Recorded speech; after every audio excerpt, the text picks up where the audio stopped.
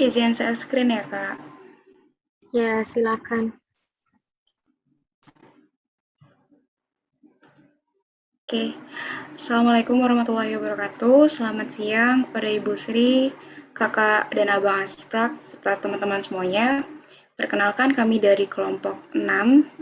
Di kesempatan kali ini kami akan melakukan presentasi terkait pengamatan koloni bakteri Aeromonas hydrophila pada ikan lele. Nah, berikut adalah anggota dari kelompok kami yang terdiri dari Bulan, Lain, Nurul, Triana, Umizakia, Hade, Hafsa, Gian, Zaki, dan saya sendiri Amalia. Oke, masuk kepada topik materi. Di sini terdapat gejala klinis dan tingkah laku ikan yang terinfeksi Aeromonas hydrophila, di mana untuk gejala klinisnya sendiri terdapat mata yang menonjol, kemudian ada perubahan warna kulit, permukaan tubuh berupa bercak berwarna merah, kemudian ada nekrosis dan perut itu membuncit serta terjadi pendarahan. Ini menurut Rosida et al. Pada tahun 2018. Sedangkan untuk tingkah lakunya sendiri, itu ada berenang yang tidak wajar, ikan seperti mengalami kesulitan bernafas, dan kemudian nafsu makan berkurang serta ikan cenderung pasif menurut Suwarno et al. Pada tahun 2018. Nah, untuk mendapatkan atau mengidentifikasi ikan itu terinfeksi suatu bakteri perlu dilakukan isolasi dari ikan tersebut. Nah, caranya sebelum dilakukan isolasi itu ikan harus dimatikan terlebih dahulu, kemudian diisolasi dari organnya. Nah, cara untuk mematikan ikan di sini dengan cara ikan itu ditusuk dengan medula oblongata atau dengan memutus saraf pusat dengan memotong bagian kepala, itu menurut Putih et al. Di tahun 2016. Nah, sedangkan untuk cara mengisolasi dari organnya itu dilakukan pembedahan di bagian rongga perutnya, kemudian bakteri diisolasi secara aseptis dengan menggunakan jarum ose steril pada organ yang dituju, kemudian jarum ose itu digoreskan 4 kuadran pada media TSA.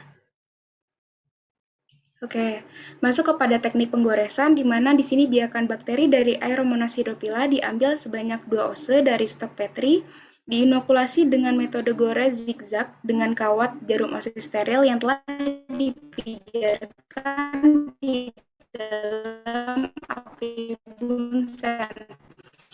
Tujuannya di sini untuk mensterilkan agar tidak ada bakteri atau kontaminan lain, dan ini dilakukan pada media TSA pada diinkubasi pada inkubator dengan suhu 30 derajat Celcius selama 24 jam, menurut Kusuma et al. Di tahun 2014. Nah, masuk kepada bentuk, warna, dan konsistensi organ. Cat mengalami hemoragi atau mengeluarkan darah yang berasal dari kardiovaskular. Kemudian hemoragi terjadi karena adanya trauma atau stres dari ikan, serta terjadinya peningkatan dari porositas akibat infeksi bakteri Aeromonas hydrophila. Kemudian untuk ginjalnya sendiri di sini berwarna pucat, pembengkakan, peradangan hemoragi, nekrosis pada tubulus distal, dan juga mengalami atrofi atau penyusutan sel. Kemudian untuk hatinya sendiri di sini berwarna pink pucat atau merah kehitaman, kemudian mengalami pembengkakan dan terjadi degenerasi atau kerusakan pada hepatopankreas serta hemoragi dan juga edema. Itu menurut Asniati et al. Pada tahun 2013. Oke, selanjutnya bisa dilanjutkan oleh rekan saya. Selanjutnya, pengamatan koloni yang tumbuh. Menurut Mulia et al. Tahun 2011, ada 4 cara pengamatan, yaitu makroskopis, mikroskopis, uji motilitas, dan uji biokimia. Nah, untuk makroskopis sendiri itu bisa dilihat ini yang gambar di cawan Petri, di situ ada seperti gelembung-gelembung yang bisa kita amati.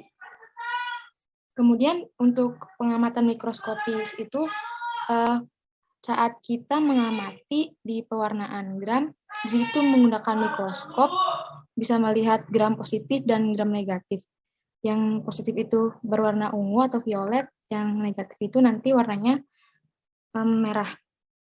Kemudian untuk uji motilitas itu bisa dilakukan dengan memindahkan isolat itu ke dalam tabung, dan tabungnya itu dimasukkan. Nah, di sini kelihatan untuk bakteri yang mengalami motilitas itu akan menyebar atau bergerak ke atas, dan jika non-motil itu akan bentuknya tetap itu bekas jarum osenya masuk.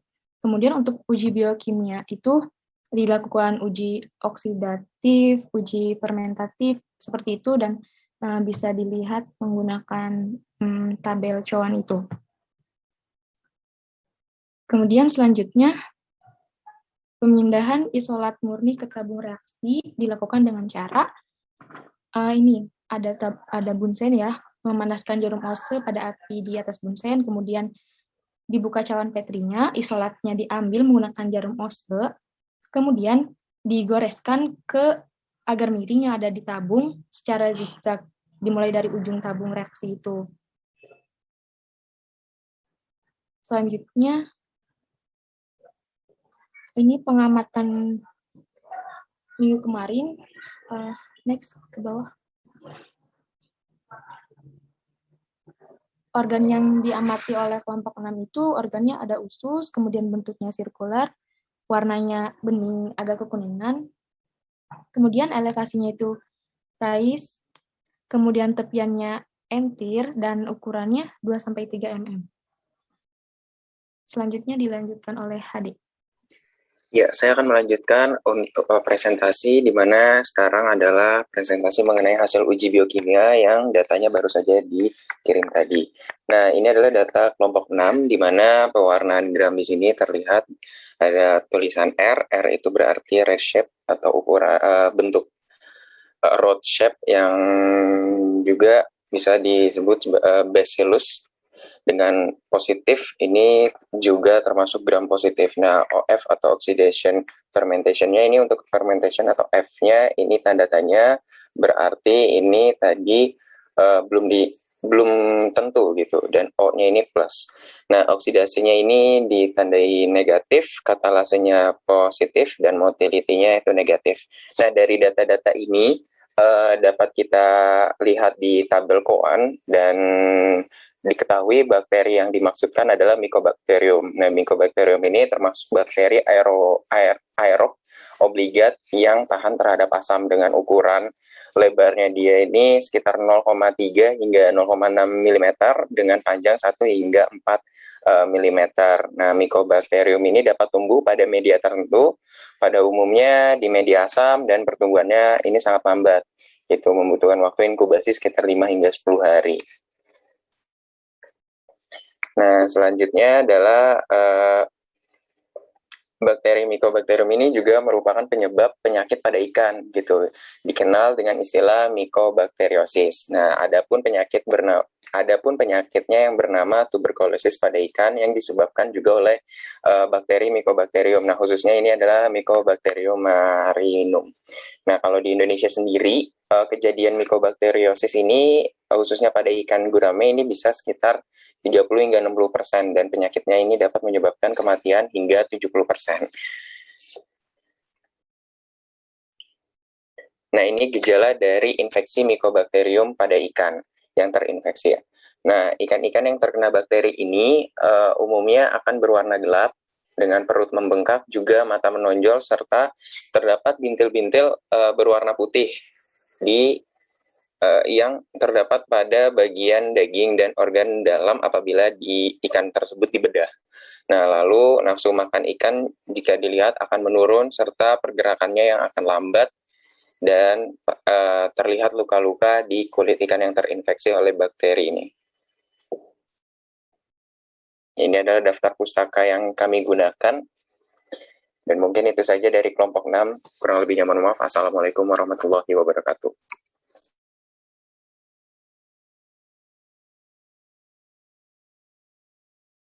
Langsung aja dibuka sesi tanya jawabnya. Ya, baik.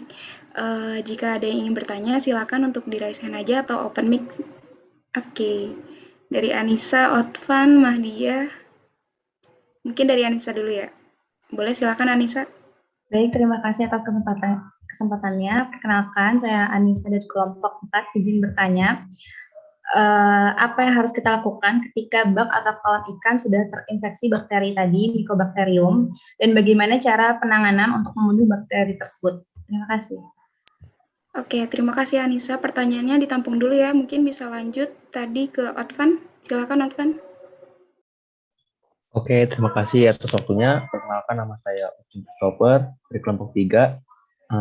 Izin bertanya, mengapa dilakukan penggoresan secara zigzag pada saat pemindahan biakan bakteri Aeromonas hydrobila? Terima kasih. Terima kasih Otvan. Oke, selanjutnya Madia. Persilakan.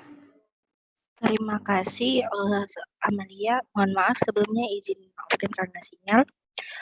Saya ingin bertanya, itu bagaimana cara menangani dan mengobati ikan yang terkena penyakit Mycobacterium? Terima kasih. Oke, terima kasih. Mungkin langsung aja lanjut ke Denada ya. Oke, izin bertanya, nama Denada Febrianti, NIM C114. Jadi pernah dengar kalau ikan lele itu kalau sakit bisa diobati dengan bawang putih ya. Nah, itu apakah benar hal tersebut? Kenapa gitu bisa dilakukan dengan bawang putih gitu? Kalau misalkan emang iya, bisa tolong dijelaskan karena apa? Bisa tolong dijelaskan hal tersebut? Terima kasih. Oke, terima kasih Denada. Mungkin dari kelompok 6 ada yang ingin menjawab? Silakan. Izin menjawab pertanyaan dari Otvan tadi mengenai mengapa dilakukannya penggoresan secara zigzag.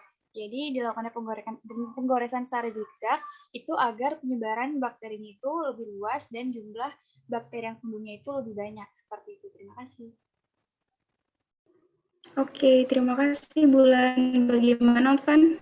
Apakah sudah jelas? Baik, sudah jelas. Terima kasih atas jawabannya. Terima kasih. Mungkin teman-teman yang lain dari kelompok 6 ada yang mau menjawab pertanyaan selanjutnya? Ya, izin menjawab ya pertanyaannya Anissa. Ini suaranya jelas nggak, Mal? Jelas, jelas. Oke. Jadi, kalau kita menemukan kasus penyakit dengan gejala seperti itu, maka yang harus kita lakukan itu harus segera dimusnahkan dengan cara dikubur setelah diberi desinfektan. Jadi, bak atau kolam bekas ikan yang terinfeksi itu kemudian dikeringkan dan desinfeksi. Demikian juga peralatan yang dipakai untuk penanganan ikan sakit tersebut segera dicuci dengan menggunakan deterjen. Nah, Mycobacterium ini kan pada umumnya itu sangat resisten ya terhadap antibakteria pada dosis standar. Oleh karena itu, dosis 10.000 dapat membunuh bakteri tersebut. Terima kasih. Terima kasih, Umi. Bagaimana pertanyaan siapa ya tadi ya? Apakah sudah jelas? Oh iya. Sudah, terima kasih. Terima kasih, Anissa.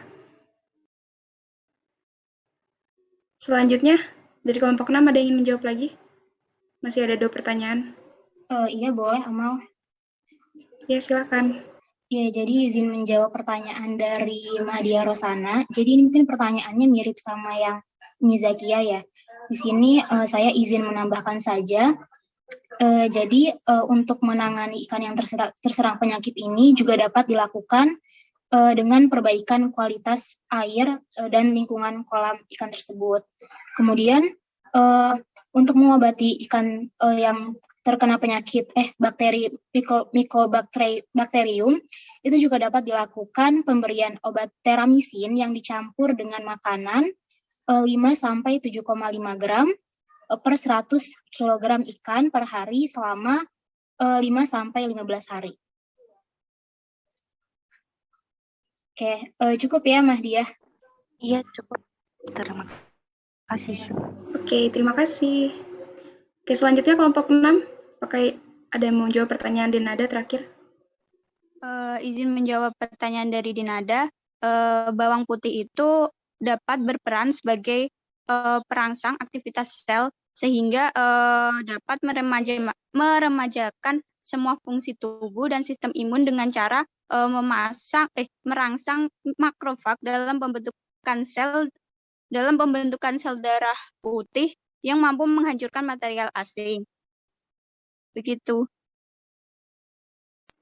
Ya, bagaimana Denada? Oke, lain. Terima kasih atas jawabannya.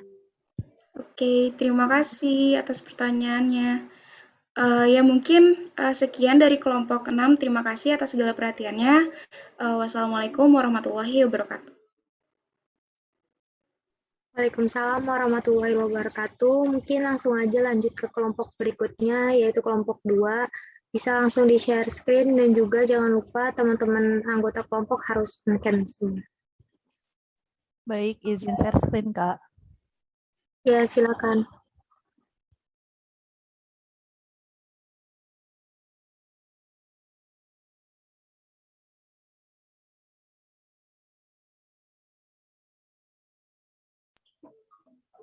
Oke, bisa langsung dimulai, Kak. Selamat siang, menjelang sore teman-teman semua. Perkenalkan, kami dari kelompok 2 di sini ingin mempresentasikan hasil diskusi kami. Next.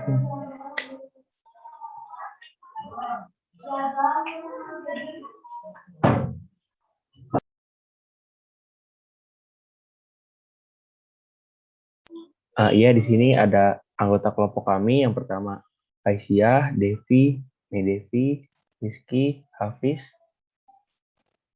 Adila, Thomas, Utami, Ferdian Tito, dan saya sendiri, Otvan. Selanjutnya, Baik. materi gejala ikan. Selanjutnya, ada gejala ikan yang terserang penyakit. Yang pertama ada gejala klinis, yaitu ada luka, pendarahan, koreng atau borok, dan mata menonjol. Yang kedua ada gejala tingkah laku, yaitu berenang sangat lemah. Yang kedua gangguan keseimbangan. Yang ketiga menggosokkan tubuh ke pinggir wadah budidaya. Nah, ini berdasarkan jurnal dari Mulia et al. Tahun 2011. Selanjutnya, ini ada contoh dari ikan lele. Contoh dari gejala klinis ikan lele yang terinfeksi Aeromonas hydrophylla. Yang pertama ini gambar A, itu ketika ikan lele terkena nekrosis. Yang kedua itu ketika sirip ekornya terkena Aeromonas hydrophylla itu gejala dari geripis. Terus yang C ini ketika ikan lele menunjukkan gejala hemoragi. Dan yang terakhir ini perut lele menggembung atau biasa disebut dropsy. Baik, selanjutnya. Ya, selanjutnya ada ciri-ciri organ ikan yang terinfeksi bakteri dari Pseudomonas. Nah, jadi untuk insangnya itu punya luka pada insangnya, lalu punya bintik-bintik putih juga, dan operkulum insang itu tampak mengembang. Lalu untuk bagian ginjalnya itu berwarna pucat, ginjalnya juga bengkak, lalu memiliki luka pada ginjal dan terjadi nekrosis yang ditandai dengan hilangnya struktur jaringan. Yang terakhir ada hati, jadi hatinya itu berwarna pucat, terjadi kerusakan dan bengkak. Itu dari citasinya Nur 2019. Next. Nah, selanjutnya adalah bentuk dari koloni yang tumbuh ya. Jadi ini dari bakteri Pseudomonas. Nah, untuk morfologi koloni yang teramati, itu untuk shape-nya itu circular small, lalu marginnya itu entire, untuk elevasinya itu rise, untuk pigmennya itu non-pigment, untuk appearance-nya itu dull, dan untuk optical property-nya itu transparent. Oke, next. Oke, selanjutnya untuk teknik mematikan ikan itu sendiri ada dua teknik. Yang pertama yaitu dengan menusuk bagian medial oblongata dengan menggunakan jarum ataupun dengan alat menusuk, ataupun bisa dengan memutus secara pusat dengan menggunakan bisa menggunakan pisau ataupun dengan menggunakan alat untuk menusuknya juga. Next.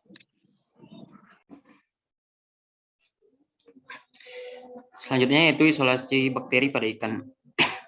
Isolasi bakteri itu merupakan suatu proses pengambilan bakteri dari medium atau dari lingkungan asalnya, kemudian menumbuhkannya pada medium buatan. Isolasi bakteri ini dilakukan untuk memperoleh biakan murni, sehingga mempermudah dalam proses pengidentifikasian bakteri tersebut. Next. Selanjutnya, cara mengisolasi bakteri pada organ ikan. Untuk mengisolasi bakteri pada organ ikan, yang pertama dilakukan pembedahan pada stempel ikan. Selanjutnya, amati organ yang mengalami kelainan. Setelah diketahui organ yang mengalami kelainan, organ tersebut digores pada jarum ose yang telah steril.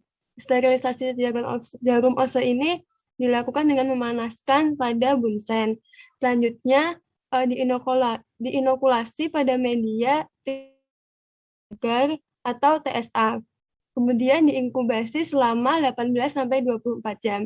Setelah diinkubasi terdapat koloni yang tumbuh, kemudian diisolasi kembali ketika untuk mendapatkan biakan murni.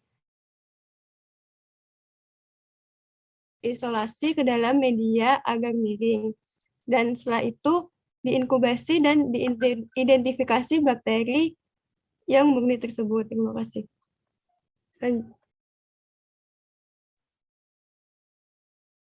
Selanjutnya adalah teknik penggoresan, di mana teknik penggoresan ini ditujukan untuk mendapatkan biakan yang murni. Nah, teknik penggoresan ini merupakan salah satu teknik dari isolasi bakteri, di mana setelah digoreskan pada cuan Petri akan diinkubasi pada suhu 37 derajat Celcius dengan waktu 24 hingga 48 jam. Selanjutnya, setelah diinkubasi, koloni akan dikultur, di mana koloni ini akan dikultur kembali ke cawan Petri yang lain menggunakan metode kuadran. Penggoresan dilakukan secara berulang untuk mendapatkan kultur murni.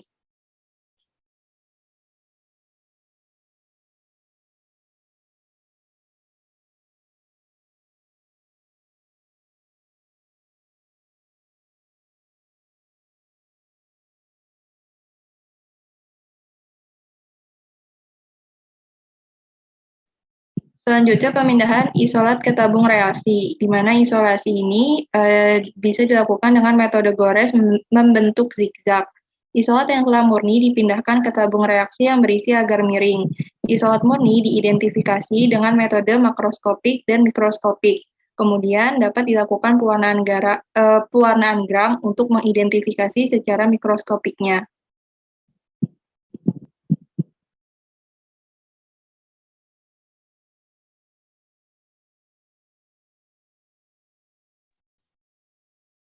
Oke, selanjutnya akan kita bahas diskusi hasil uji biokimia dari kelompok kami. Yaitu dari hasil uji biokimia kita ada dari pewarnaan gram, yaitu penuaan gram positif, lalu bentuk dari bakteri tersebut adalah bentuk kokus atau bulat. Untuk pengujian OF merupakan positif, pengujian oksidase negatif, pengujian katalase negatif, dan motility atau pergerakan dari bakteri negatif. Next.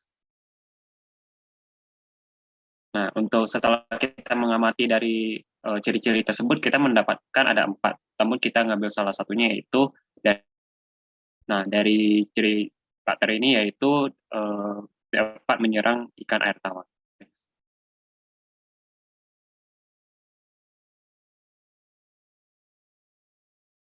Nah, salah satu contoh dari penyakit yang disebabkan oleh Streptococcus ini adalah Streptococcus, yaitu dengan gejala klinis, gerakan renang yang berputar-putar atau whirling, pembekakan dan pendarahan pada mata ikan, warna tubuh yang gelap, pernafasan abnormal, hilang nafsu makan, hilangnya keseimbangan tubuh, dan produksi lendir yang lebih banyak.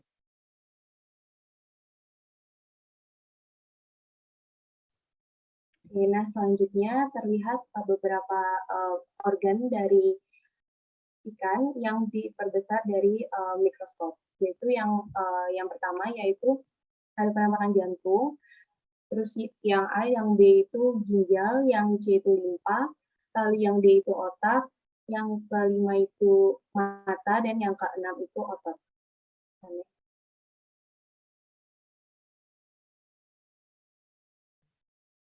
Next. Oke, nah selanjutnya ini konsistensi organ yang terkena bakteri. Nah, kita itu mengambil tiga bagian organ, yaitu yang pertama ginjal. Nah, di ginjal ini jika ikan itu terkena bakteri ini akan menyebabkan ginjal membesar atau bengkak. Lalu yang kedua itu hati akan berwarna merah tua dan kinerja hati berkurang. Lalu yang ketiga pada usus terjadi peradangan dan mengeluarkan cairan mukoid. Nah, cairan mukoid ini merupakan cairan yang berbentuk atau yang bersifat encer yang berwarna agak merah. menurut NUR 2019. Next. Nah, berikut merupakan daftar pustaka dari kerja kelompok kami.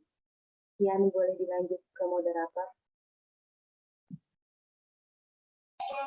Iya, terima kasih kepada teman-teman kelompok 2 yang sudah mempresentasikan hasil diskusinya. Nah, sekarang masuk ke sesi tanya jawab. Bagi teman-teman yang ingin bertanya, dipersilakan. Boleh raise ya.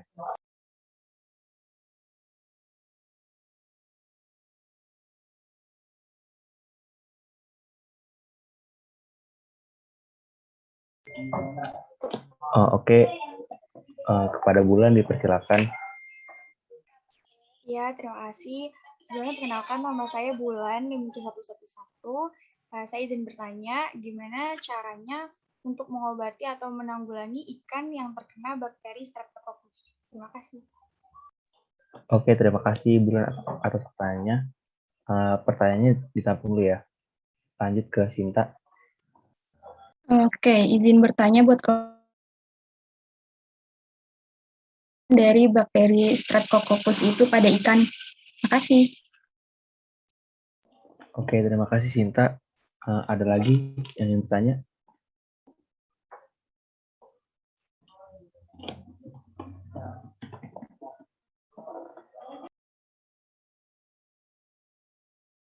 Mungkin kalau nggak ada bisa dijawab dulu aja 2 pertanyaan yang tadi. Oke Kak. Baik, bagi teman-teman kelompok 2 yang ingin menjawab, dipersilakan.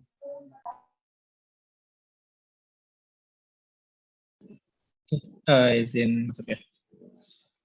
Ingin menjawab tadi pertanyaannya dari Bulan terkait dengan bagaimana cara untuk menanggulangi menyembuhkan ya ikan yang terkena Streptococcus.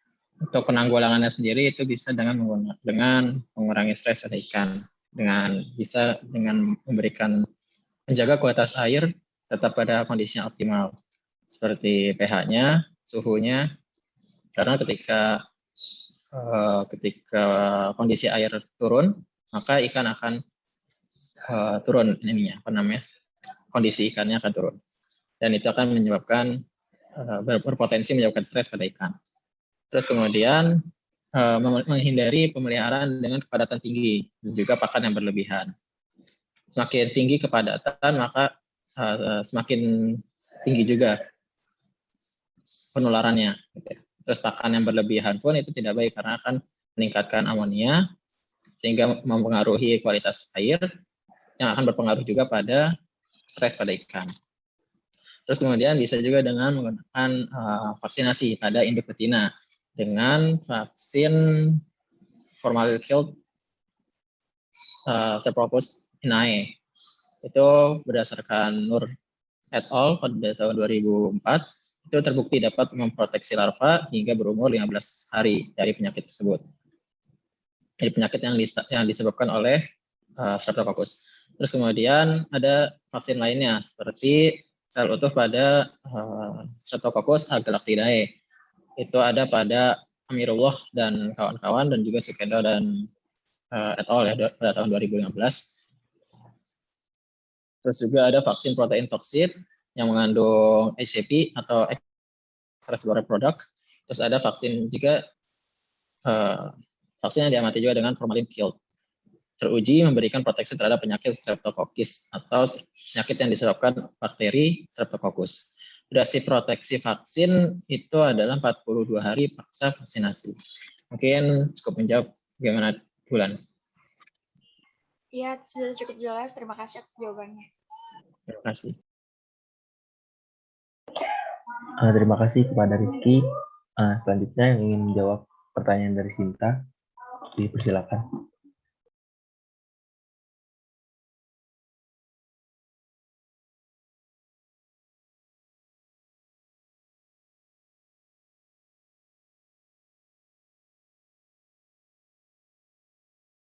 Mungkin ini ya, Suden, Resen, boleh Den disampaikan pertanyaannya? Oh iya, izin bertanya kepada kelompok kalian. Sederhana sih, tadi kan jelasin tentang bakteri Streptococcus ya. Nah, jenis ikan apa aja sih yang bisa terinfeksi oleh bakteri tersebut? Terima kasih. Oke, Suden, terima kasih atas pertanyaannya. Ditampung dulu ya.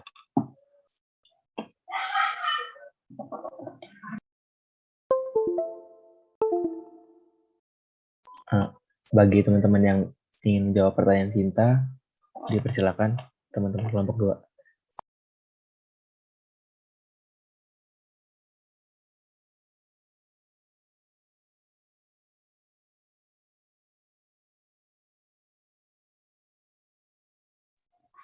2. Oke, izin menjawab pertanyaannya Sinta. Jadi cara penularan bakteri, terdengar nggak suaranya? Jadi, Terdengar, Ais, terdengar. oh ya, jadi cara penularannya itu bisa melalui ikan yang sudah terinfeksi bakteri tersebut. Kemudian bisa juga dari air dalam kolam ikan yang sudah terinfeksi. Selanjutnya bisa tertular dari makanan ikan yang terinfeksi. Apakah cukup menjawab? Menjawab, Ais. Terima kasih kelompok 2. Oke, terima kasih Ais dan terima kasih Sinta. Selanjutnya yang ingin menjawab pertanyaan Suden, dipersilakan. Baik, izin masuk. Saya Medi Firatna Standing Room, perwakilan dari kelompok 2, izin menjawab pertanyaan dari Suden. Tadi itu jenis ikan apa aja yang bisa terinfeksi bakteri Streptococcus. Nah, kebetulan barusan saya membaca literatur, ternyata bakteri ini bisa menyerang ikan di perairan tawar dan juga perairan laut. Nah, ada beberapa spesies yang bisa menjadi inang atau bisa terserang bakteri tersebut, antara lain ikan nila kalau di air tawar, terus rainbow trout, sama ikan sidat untuk di air payau. Lalu untuk di air lautnya itu ada ikan ekor kuning, terus ada ikan stingray atau pari, sama silver trout. Nah, ada juga kadang ada juga beberapa yang menyerang catfish atau lele. Sekian, Suden, apakah menjawab? Oh, berarti kalau secara general itu menyerang hampir seluruh gitu ya. Cuman tadi yang seringnya itu yang tadi disebutin, gitu, Mai? Iya, betul. Kebanyakan bisa menyerang ikan secara general, namun lebih banyak di perairan tawar kalau di Indonesia. Kalau misalnya di luar negeri itu beberapa menyerang di perairan laut juga. Gitu. Oke, sip. Terima kasih banyak, Mei. Sama-sama. Oke, terima kasih kepada para penanya dan penjawab. Mungkin sekian yang dapat kami sampaikan. Terima kasih. Terima kasih untuk kelompok 2 ya. Mungkin dilanjut untuk presentasi dari kelompok 5. Bisa langsung di-share screen aja.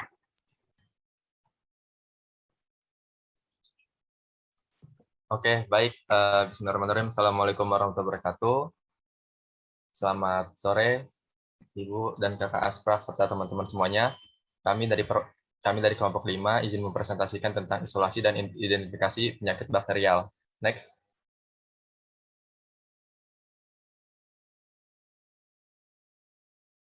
Nah, berikut anggota daripada kelompok kami. Ada Azizi Putri, lalu ada Duha, ada Indah, Maulana Khori, ada Naufal, ada Nabila, Nur Dalifa, Sinta, saya sendiri, dan juga Sundari Rahayu. Next. Selanjutnya akan disampaikan oleh Saudari Sinta. Baik, untuk pertama, isolasi penyakit bakterial ini meliputi tingkah laku. Ikan yang terjangkit Aeromonas ini akan selain menampakkan gejala klinis, juga biasanya tidak selincah ikan normal, bahkan tidak bisa menyelam lama hingga kepala di atas terlihat berdiri. Dan gejala klinis yang diakibatkan oleh Aeromonas hydrophylla ini meliputi pembengkakan jaringan, luka merah, dan nekrosis. Untuk cara mematikan ikannya dapat dilakukan dengan 2 cara, yaitu pertama menusukkan bagian medula oblongata, yang kedua memutus saraf dengan memotong bagian kepala dengan menggunakan pisau bedah. Lalu untuk teknik isolasi pada organ yaitu hati termasuk organ dalam pada ikan lele dan maka perlu dilakukan pembukaan atau pembedahan rongga perut. Kemudian jarum ose steril ditempelkan pada organ hati lalu dilakukan penggoresan pada cawan. Untuk bentuk dari bakteri Aeromonas hydrophila sendiri berwarna putih kekuningan atau krem, bentuk bulat, berwarna putih kekuningan atau krem, bentuk bulat, tepian licin, dan elevasi cembung. Dan untuk Aeromonas biasanya menginfeksi pada hati, dan biasanya yang terinfeksi itu akan menimbulkan gejala seperti hati membengkak, kelainan berupa nekrosis ditandai dengan bentuk inti organ mengecil atau menghilang. Next.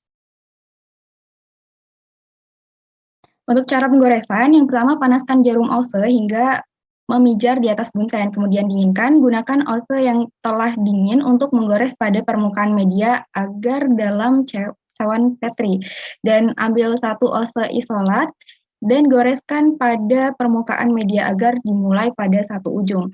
Ose disentuhkan pada permukaan media agar dalam cawan Petri, sewaktu menggores ose dibiarkan meluncur di atas permukaan agar. Setiap kali penggoresan ose, untuk kuadran berikutnya, pijarkan ose terlebih dahulu dan biarkan dingin. Selanjutnya, terakhir inkubasi cawan Petri yang berisi plat agar tersebut selama 2 hari pada suhu ruang dan amati setiap hari.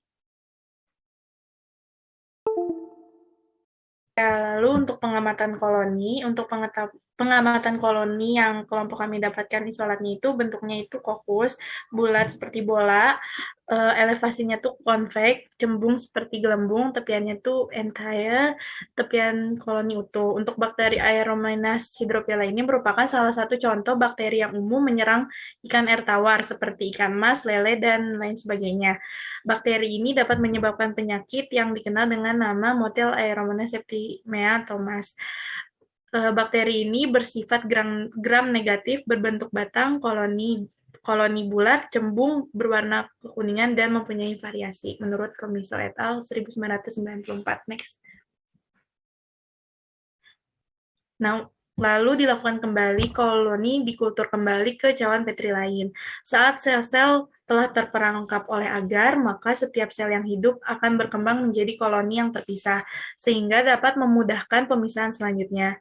Kemudian, koloni yang mewakili jenis tertentu dikultur kembali ke cawan Petri lain menggunakan metode kuadran. Hal ini dilakukan secara berulang untuk mendapatkan kultur yang lebih murni. Next. Setelah itu ada isolat murni yang dipindahkan. Yang caranya itu 1, panaskan jarum OC pada bagian api bunsen, kemudian buka cawan Petri, dan ambil isolat murni yang terbentuk menggunakan jarum OC. 2, goreskan jarum OC secara zigzag pada medium miring dengan goresan dimulai pada ujung tabung reaksi. 3, tabung reaksi diinkubasi. Berikut daftar pustaka mengenai penjelasan sebelumnya.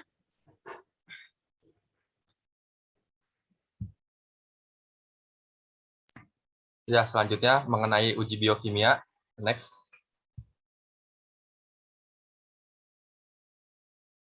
Anggotanya masih sama. Next. Nah, silakan pada teman-teman. Ya, terkait uji biokimia, meliputi uji pewarnaan gram, uji oksidasi fermentasi, uji oksidase, katalase, dan motility. Berdasarkan pembagian tugas tadi, untuk kelompok 5 mendapatkan hasil uji seperti berikut ini. Lalu setelah dapat hasil uji tersebut, kami mencocokkannya dengan tabel Cohen. Agar memudahkan pada pencocokan tabel Cohen, kita melihat dari hasil motility, katalase, oksidase, dan oksidasi fermentasi. Lalu terakhir kita lihat dari pewarnaan gramnya.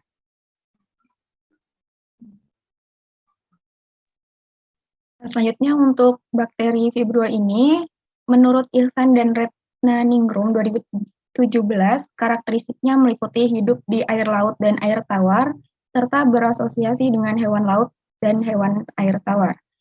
Lalu sebagian besar tergolong bakteri patogen dan mampu menghasilkan enzim proteolitik dan kitinolitik dan bersifat halofilik, bakteri gram negatif, berbentuk batang pendek, memiliki flagel dan tidak berspora.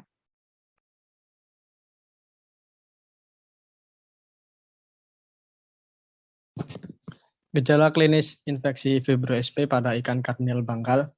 Menurut Zamrud et al., perubahan morfologi pada ikan kardinal bangkal dapat berupa pendarahan di bawah kulit atau hemoragi.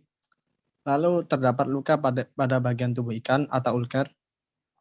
Dan selanjutnya ikan akan mengalami gripis atau pengingkisan pada sirip dan ekor. Dan yang terakhir jadinya exophthalmia pada ikan atau mata yang menonjol.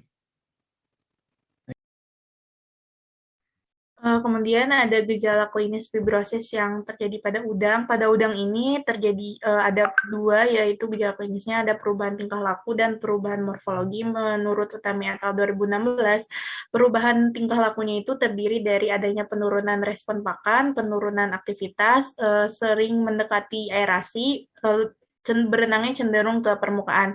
Lalu untuk perubahan morfologinya ini adalah perubahan kaki renang atau pleopod, telson yang memerah, nekrosis pada ekor, dan yang terakhir ada melanosis pada segmen tubuh udang. Dan yang selanjutnya ini ada gejala klinis fibriosis pada ikan kerapu. Untuk perubahan tingkah lakunya ini, pergerakan ikan lamban, terus juga keseimbangan terganggu, ikan berenang di permukaan, sulit bernafas, nafsu makan berkurang. Sedangkan perubahan morfologinya ini ada hemorhagik di beberapa bagian tubuh, gripis di bagian sirip, dan juga luka borok. Nah, untuk yang gambar sebelah kanan ini, menurut penelitian Hastari et al. Tahun 2014 ini, hasil pengamatannya ini berupa histopatologi agensi penyebab fibriosis yang dilakukan terhadap ke-6 isolat ikan kerapu yang terinfeksi fibriosis dari organ limpa, insang, dan juga ginjal.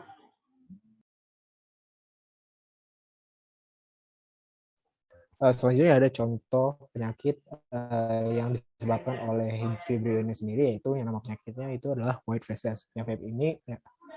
Penyakit ini disebabkan oleh bakteri Vibrio parahemolyticus dengan inang itu udang faname. Adapun gejala klinisnya itu sendiri itu feses yang keluar itu berwarna putih kemudian menghitam insang pada udang, lalu pengerutan pada hepatopankreas, kemudian nafsu makan dan laju pertumbuhan udang itu sendiri juga menjadi turun. Okay, next.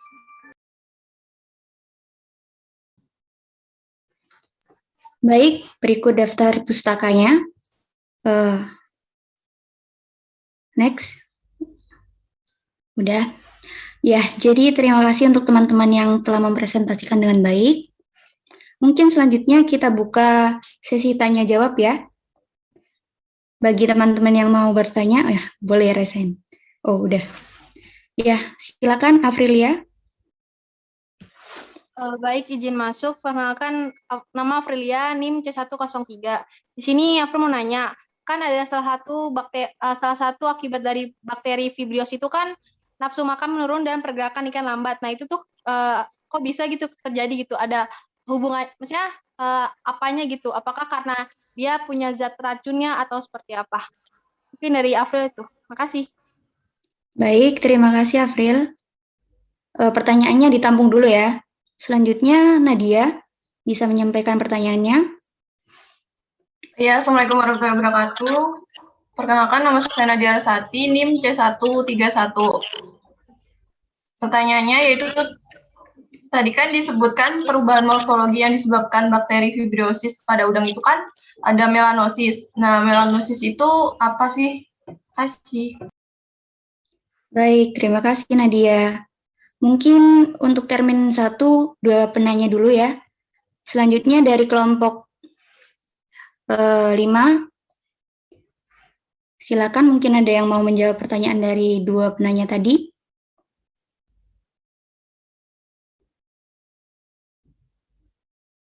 Iya, izin menjawab. Mungkin saya akan perkenalkan, nama saya Indah Dawana dengan C123. Izin menjawab dari pertanyaan Nadia. Jadi tanyakan tentang melanosis ya. Nah, melanosis itu biasanya terjadi di segmen tubuh udang. Dan itu tuh terjadi karena ada aktivitasnya enzim PPO atau polifenol oksidase. Nah, jadi biasanya nanti muncul bercak-bercak hitam itu di segmen tubuh udangnya. Seperti itu, Nadia. Baik, makasih Indah.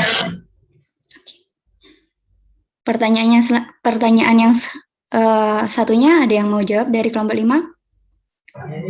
Izin menjawab untuk pertanyaan April ya.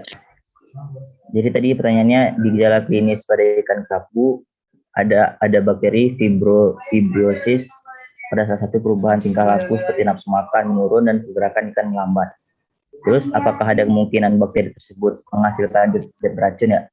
Nah, jadi jawaban itu perubahan tingkah laku nafsu makan yang menurun dan pergerakan ikan yang lambat itu diduga karena bakteri tersebut memproduksi toksin yang terlalu berlebih. Nah, saat bakteri menginfeksi ikan, bakteri dapat menghasilkan zat beracun yang disebut sebagai toksin yang merupakan produk ekstraseluler yang berkaitan dengan antibiosis sehingga bisa mematikan organisme inang atau memudahkan bakteri masuk ke dalam tubuh inang. Begitu, Priyo. Oke, Duha. Makasih. Yo, sama-sama, April.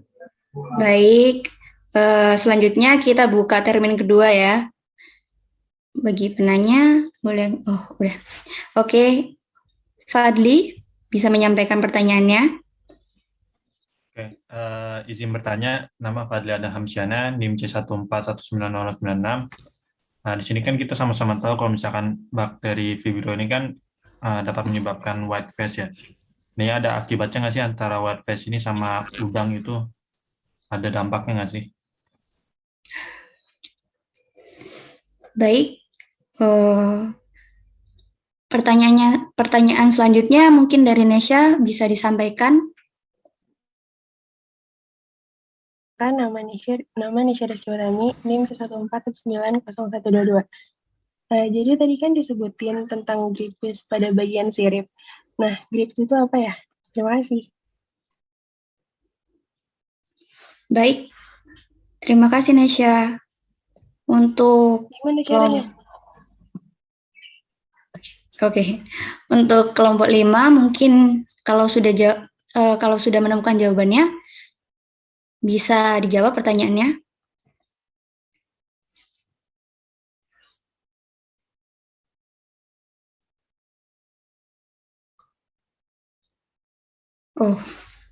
Kayaknya masih belum. Mungkin dibuka satu penanya lagi ya di termin ini. Yang mau bertanya boleh angkat tangan.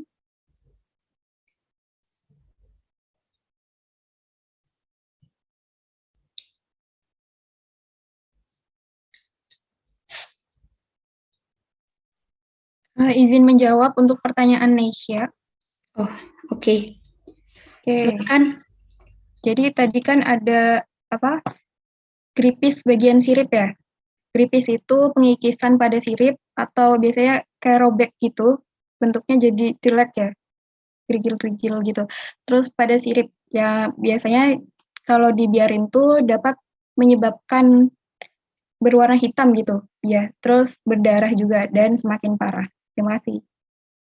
Gimana Nesha? Oke, terima kasih. Oke.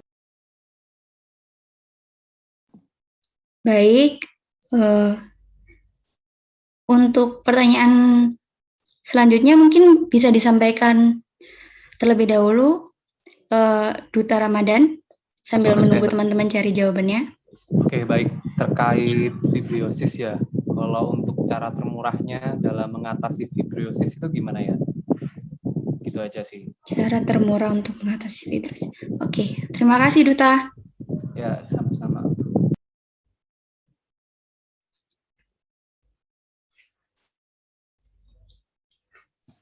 Oke, izin menjawab, Nabila, pertanyaan dari Fadli ya.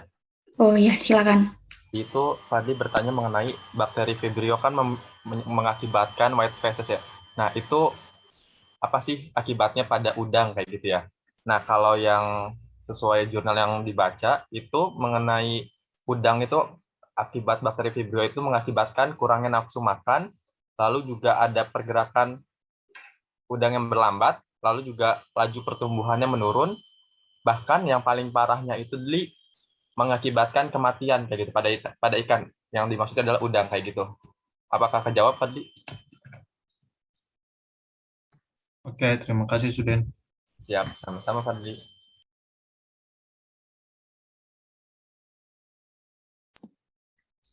Baik, sisa satu pertanyaan ya tadi yang dari Duta. Apakah teman-teman ada yang bisa menjawab?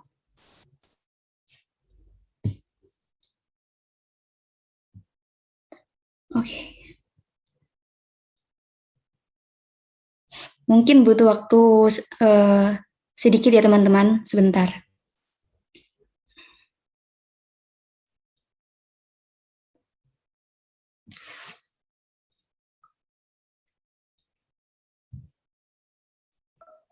Ya, izin menjawab pertanyaan tadi dari Rama mengenai cara mudah atau cara alami gitu ya untuk menangani fibriosis. Nah, biasanya itu kan menggunakan antibiotik, cuman karena antibiotik ini lebih banyak dampak negatifnya, sekarang itu biasanya menggunakan senyawa bioaktif alami gitu, seperti Avesinia atau spesies mangrove gitu. Biasanya menggunakan spesies dari Avesinia marina atau Soneratia caesalorois. Nah, Avesinia alba juga biasanya digunakan buat menangani penyakit dari fibrosis ini gitu, karena dia mengandung senyawa bioaktif yang dapat digunakan sebagai antioksidan dan anti-inflamatori. Seperti itu, Rama. Oke, baik. Terima kasih. Berarti lebih ke fitofarmaka ya? Betul. Iya. Terima kasih, Indah. Ya, terima kasih juga. Baik, mungkin sudah harus dicukupkan untuk presentasi kali ini. Kami dari kelompok 5 pamit undur diri. Assalamualaikum warahmatullahi wabarakatuh. Waalaikumsalam warahmatullahi wabarakatuh. Mungkin langsung aja dilanjut untuk kelompok yang terakhir, yaitu kelompok 3. Mungkin langsung aja bisa di-share screen, dan jangan lupa untuk anggota kelompoknya wajib on cam semua ya.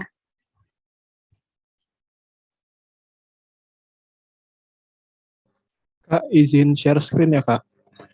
Ya, silakan.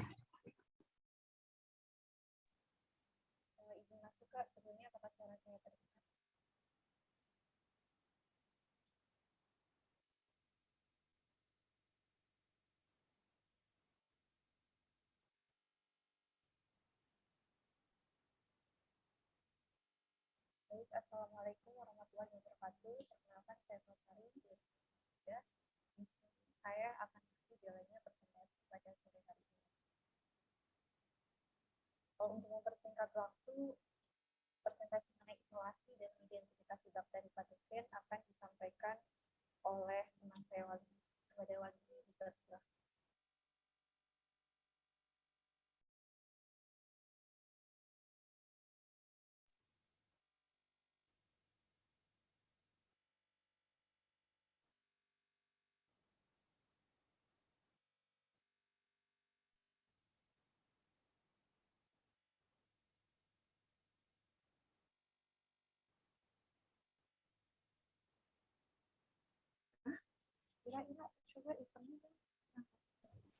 Ini suaranya nggak terlalu kedengeran ya? Iya, Kak. Enggak terlalu kedengaran. Ya, suaranya kecil sekali ya, suaranya. Bisa dikencengin volumenya.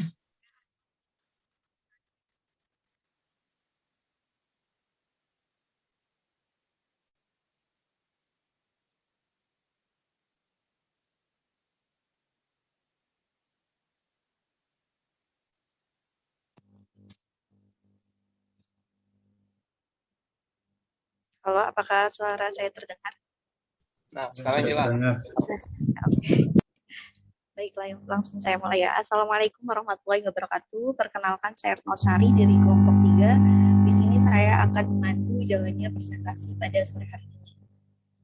Untuk mempersingkat waktu, presentasi mengenai isolasi dan identifikasi bakteri patogen akan disampaikan oleh rekan saya Wali. Pada Wali, dipersilakan.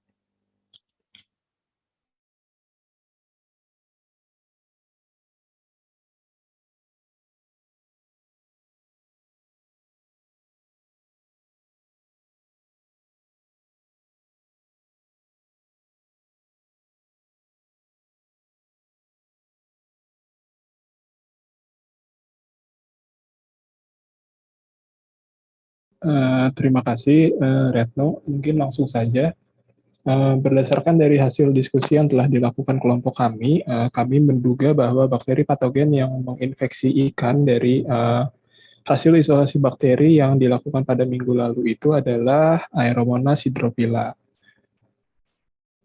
Nah, untuk Aeromonas hydrophila sendiri, dia itu merupakan bakteri gram negatif yang banyak ditemukan di perairan dan dapat menyerang ikan. Selain itu, Aeromonas hydrophila dapat menyebabkan penyakit motil Aeromonas septicemia yang menyerang beberapa organ dalam seperti hati, limpa, dan ginjal. Oke, selanjutnya ini adalah tingkah laku dan juga gejala klinis pada ikan apabila telah terpapar oleh bakteri Aeromonas tersebut. Yang pertama, terdapat luka pada permukaan tubuh ikan. Yang kedua, ikan akan kehilangan nafsu makan. Yang ketiga, perut ikan akan membesar dan berisi cairan. Dan yang selanjutnya adalah terjadi kerusakan dan pembengkakan pada organ ginjal, limfa, dan hati. Dan ini merupakan cara untuk mematikan ikan dengan baik dan benar, yaitu dengan cara menusuk bagian medula oblongata ikan dengan menggunakan jarum, sehingga itu akan langsung mematikan ikan secara seketika. Selanjutnya adalah organ limfa. Limfa merupakan organ pertahanan tubuh yang mampu memfagosit keberadaan benda-benda asing dengan bantuan sistem retikuloendotelial atau RES dan sel-sel yang sangat responsif dari limfa, sehingga organ limfa itu sangat penting dalam sistem pertahanan tubuh ikan. Apabila organ tersebut terserang benda-benda asing seperti bakteri, maka sistem pertahanan tubuh ikan akan menjadi lemah dan bakteri akan menyebar ke seluruh tubuh ikan sehingga bisa menyebabkan ikan mati. Nah, ciri limfa sakit itu yaitu pada limfa terlihat adanya sel-sel melanomakrofag dan warna limfa berwarna merah kecoklatan. Selanjutnya adalah langkah isolasi pada organ limfa. Yang pertama, ikan dimatikan, kemudian tubuh ikan dibilas dengan alkohol 70% menggunakan tisu. Selanjutnya, ikan dibedah menggunakan gunting. Lalu jarum OC dipijarkan, kemudian jarum OC-nya ditusukkan kepada organ limfa, lalu digoreskan pada media agar non-selektif seperti TSA. Yang terakhir, tutup cawan Petri dan rekatkan dengan plastik wrap atau diisolasi. Nah, selanjutnya pengamatan isolat bakteri. Nah, pada isolat bakteri sendiri, pada limpa ikan lele, sebagian besar isolatnya itu berupa koloni bakteri yang berwarna putih kekuningan dengan elevasi cembung itu menurut Agraini et al. 2016.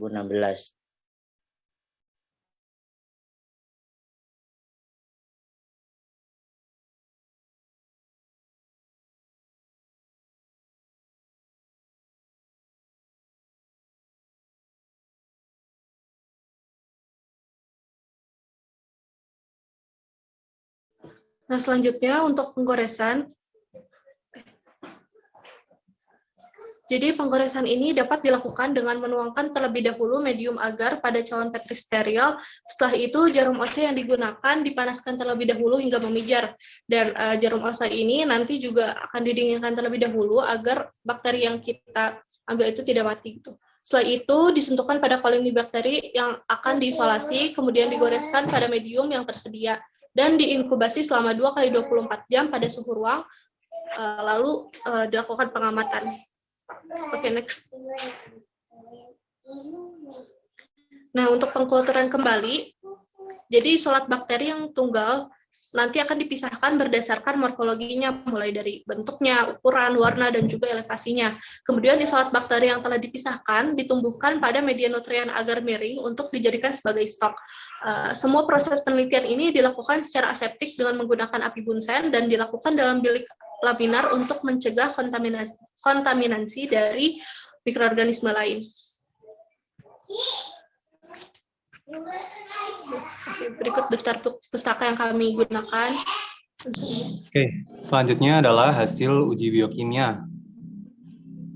Nah, ini untuk ciri-ciri setelah diuji, di mana untuk pewarnaan gramnya negatif, OF-nya itu positif oksidatif, kemudian ada oksidasenya positif, katalasenya positif, dan motilitinya negatif.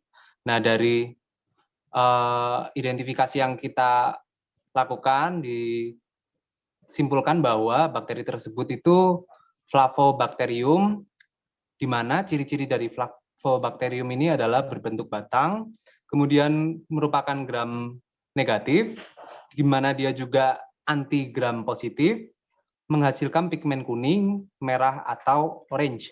Kemudian dia juga sebagai pengurai protein, bersifat aerob, dan juga non-motil, kemudian untuk oksidasinya positif, dan katalase positif.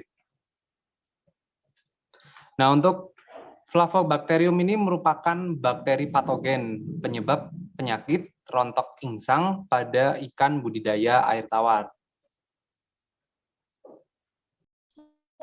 Oke, selanjutnya tadi sudah disebutkan bahwa Flavobacterium itu menyebabkan penyakit rontok insang. Nah, kalau di sini berdasarkan penelitian Julia et al. 2017 itu ditemukan bahwa bakteri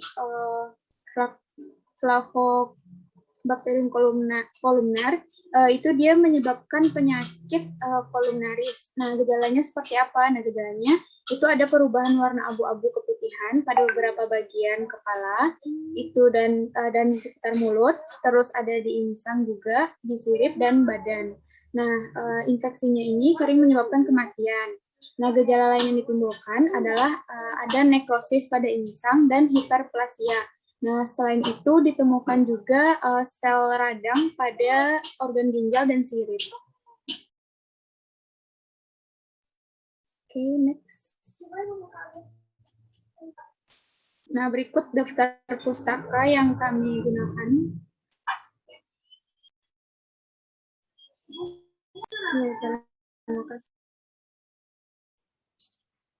Nah, demikian presentasi dari kelompok kami. Untuk selanjutnya ada sesi tanya jawab.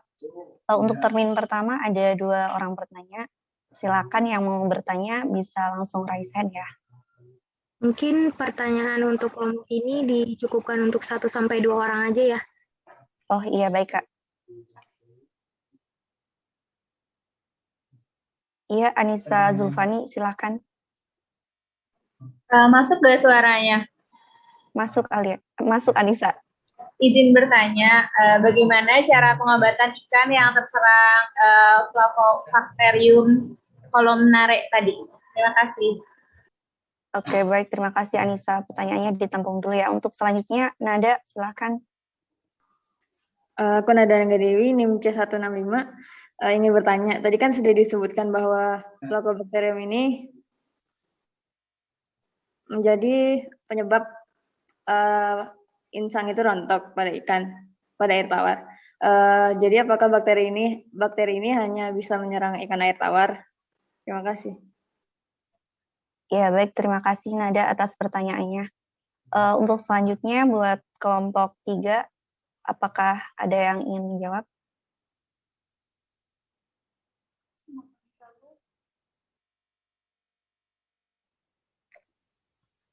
Izin menjawab pertanyaan dari Anissa tentang cara pengobatan ikan yang terserang penyakit Flavobacterium columnare, yaitu dapat diobati dengan perendaman antiseptik atau potasium permangat atau kuprisulfat dengan dosis 400 mg per liter selama 20 menit atau 500 mg per liter selama 1 menit. Terus juga bisa dengan pemberian kation seperti sodium, potasium, kalsium, dan magnesium yang akan menurunkan infektivitas dari bakteri. Terus juga dengan pengobatan dengan antibiotik menggunakan oksitetrasikline dengan dosis 50-100 mg per kilogram berat badan ikan per hari selama 10 hari.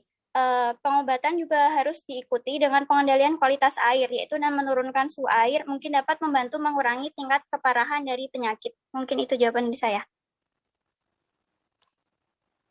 Bagaimana Anissa, apakah sudah terjawab? Iya, sudah terjawab. Terima kasih. Oke. Untuk selanjutnya pertanyaan dari Nada untuk kelompok 3, apakah ada yang mau menjawab? Dipersilahkan.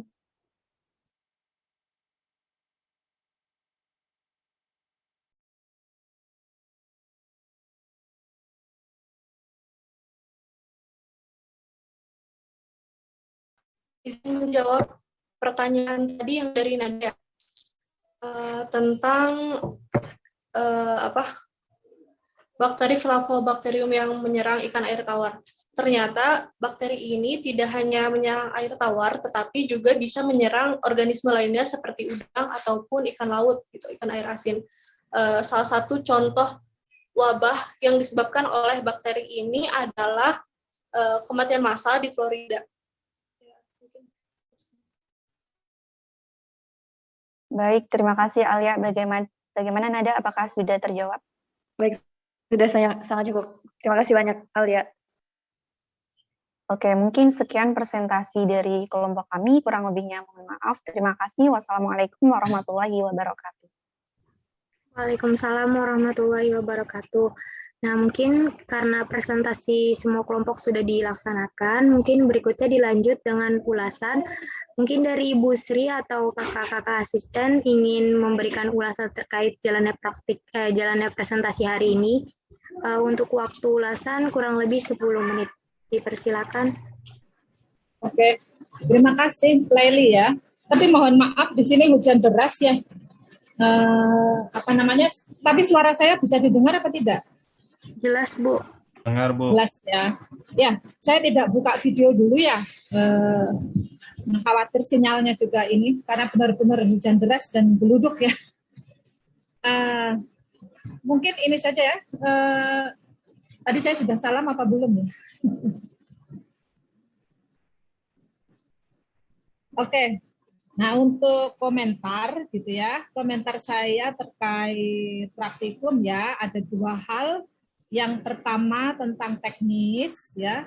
Teknis pelaksanaan tugas ya, dalam hal ini presentasi, dan yang kedua mengenai konten atau materi ya. Nah, kalau yang pertama mengenai teknisnya ya, memang saya amati masih istilahnya secara umum sudah bagus gitu ya, hanya masih kurang poin-poin gitu ya. Jadi masih ada kayak 1 paragraf gitu ya, kayak di copy kemudian dimasukkan ke PPT. Nah, terus kemudian dibaca, saya pikir itu kurang pas ya. Kalau PowerPoint itu bentuknya poin-poin, kata-kata kunci saja, tapi nanti dijelaskan gitu ya. Jadi yang harus banyak cerita itu ini presenternya ya.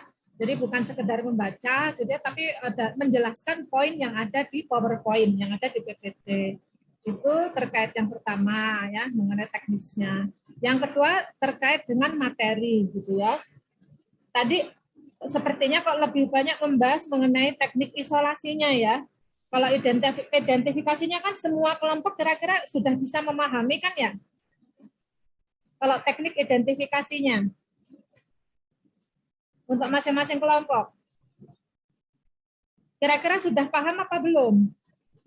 Terkait ada uji biokimia, tadi kan ada semua ya, sudah kebagian ya di tabelnya. Di tabel itu ada ya bakterinya macam-macam ya, hasil uji biokimianya macam-macam.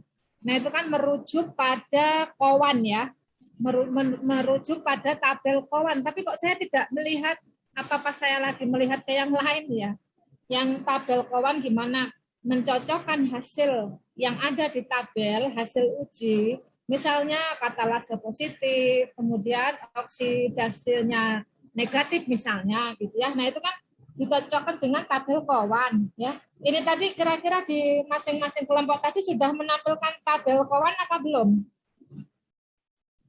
Karena saya istilahnya kan sebenarnya yang saya pengen tahu kira-kira bisa nggak kalau mencocokkan ya hasil uji yang diperoleh ya di tabel tadi ya dengan tabel yang ada di tabelnya Kowan tahun 2003. Kira-kira bisa apa enggak kalau mencocokkan? Halo? Bisa dijawab, Insya Allah sudah bisa, Ibu. Insya Allah sudah bisa ya. Itu kan sebenarnya ini saya pikir skill dasar ya, skill dasar kalau kita mau mengisolasi dan juga mau mengidentifikasi ya, setidak-tidaknya mampu menguji sampai tingkat genus ya menggunakan tabel Kowan. Bagaimana kita tuh bisa membaca hasil uji kita dengan panduan tabel Kowan tahun 2003. Nah, sebenarnya di tabel Kowan itu kan juga ada pengujian lanjut gitu ya sampai tingkat spesies, tapi terbatas ya. Tidak banyak ya spesies yang dia dia pandu gitu ya untuk sampai tingkat spesies. Tapi kalau sampai genus itu ada cukup banyak gitu ya. Nah, cuman kalau untuk sampai spesies itu memang memerlukan uji lanjut menggunakan media-media yang mengandung gula ya. Gula-gulanya itu kan macam-macam gitu ya. Nah, itu cuman kalau menggunakan tabel Cowan ya, medianya itu terlalu banyak gitu ya. Nanti kalau kita bikin sendiri itu repot ya, sehingga kita mencari jalan mudahnya itu apa? Dengan memesan kit. Kitnya misalnya kit api. Nah, kalau untuk identifikasi Aeromonas gitu ya, kita bisa untuk membedakan ya, dia itu Aeromonas apa gitu ya. Apakah hidrofila, salmonisida. Nah, itu bisa menggunakan kit api 20 NE gitu ya. Misalnya kalau Bacillus itu pakai kit api 20 NE itu nggak bisa. Dia harus pakai apa? Kit 50 CHB. Bu, namanya kok 50 CHB sama 20 NE kok bisa begitu ya? Itu yang jualan yang ngasih nama gitu ya. Pabriknya yang ngasih nama itu ya.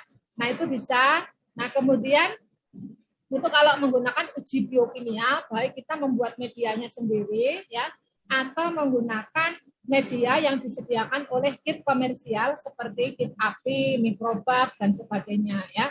Itu masih skopnya uji fisiologis dan biokimia. Tetapi kita bisa juga menggunakan metode molekular ya, metode molekular ya seperti yang kemarin dijelaskan gitu ya, dan ada contoh ya hasil penelitiannya Kak Fani yang sudah dipresentasikan minggu lalu ya mengenai bagaimana kita menguji bakteri dari ikan sakit yang kita tidak tahu itu apa, tapi kalau secara genusnya kita sudah tahu ya. Tetapi kalau menggunakan molekular, kita bisa menggunakan primer umum ya, generate primer ya. Primer umum artinya primer misalnya 16S rRNA. Nah, itu ada di bagian bakteri ya, gen bakteri, genom bakteri itu bagian namanya sekuennya 16S rRNA. Nah, itu bisa diamplifikasi ya, kemudian bisa disequencing untuk menunjukkan dia itu dekatnya kemana gitu ya, dekatnya kemana. Apakah Aeromonas apakah Aeromonas hidrofila 100% atau dia lebih dekat ke yang lain. Nah, itu kalau pakai kita pakai 16S rRNA. Yang paling istilahnya akurat itu nanti kalau kita menggunakan primer spesifik. Ya, misalnya kita punya primer spesifik khusus Aeromonas hidrofila. Nah, kalau kita menggunakan primer itu dan ketika kita PCR, bandnya muncul, ya, kitanya muncul, oh berarti memang itu adalah Aeromonas hidrofila, cocok, 100% cocok, bukan yang lain. Nah, seperti itu. Mungkin itu saja ya, tetapi kalau memang masing-masing sudah bisa ya mencocokkan hasil uji, menginterpretasi hasil, kalau berdasarkan tabel Cowan itu adalah dia termasuk ini, walaupun nanti dia cocoknya itu dengan misalnya 3 genus ya, ada 3 genus, ada Vibrio, ada yang lain-lain, tapi nanti untuk mengarah Vibrionya Vibrio apa, kalau bakteri yang lain apa, nah itu yang perlu uji lanjut sampai tingkat spesies ya. Mungkin itu saja ya, Laili ya, Mbak Laili. Terima kasih. Assalamualaikum warahmatullahi wabarakatuh. Waalaikumsalam warahmatullahi wabarakatuh. Nah, mungkin selanjutnya dari Kak Seli, Kak Jauha, Bang Dendi, atau dari asisten lain, apakah ada tambahan terkait ulasan? Kalau dari saya udah cukup. Dari Jauha gimana juga? Oh iya, dari Jauha juga sudah. Kita satu device. Iya, saya juga nggak ada tambahan. Ya, terima kasih. Oke. Untuk asisten-asisten lain, dari Alivia, Zieta, Tiara,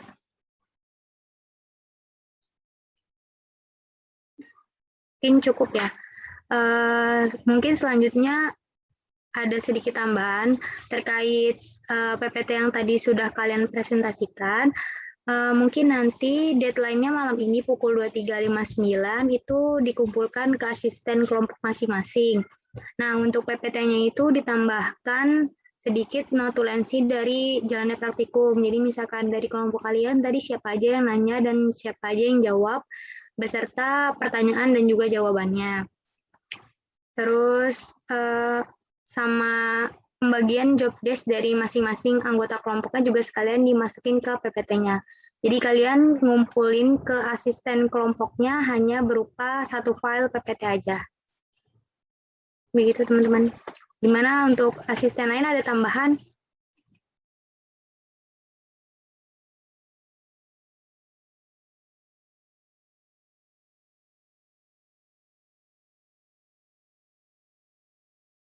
Oke, mungkin cukup. Kalau sekiranya tidak ada tambahan lagi, mungkin praktikum hari ini dicukupkan sampai sekian. Kurang lebihnya mohon maaf. Dan terima kasih atas partisipasi dari teman-teman atas praktikum hari ini. Nah, mungkin dicukupkan saja praktikumnya. Assalamualaikum warahmatullahi wabarakatuh. Waalaikumsalam warahmatullahi wabarakatuh. Terima kasih.